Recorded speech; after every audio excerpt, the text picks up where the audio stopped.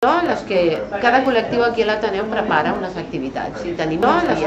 Cada col·lectiu aquí a l'Ateneu prepara unes activitats. I tenim uns dies gent que organitzada, xerrades sobre temes, història, genètica, temes de la dona catedràtica. I nosaltres hem fet tallers que tenen a veure amb la cooperativa, de cuinar, de conserves, de sabó, de cervesa. I l'últim dissabte vam fer un taller de moviment. Dissabte i vam fer un taller de moviment. També, perquè està en funció com que també el tema... El concepte de l'autogestió està en funció com que també el tema... El concepte de l'autogestió és important.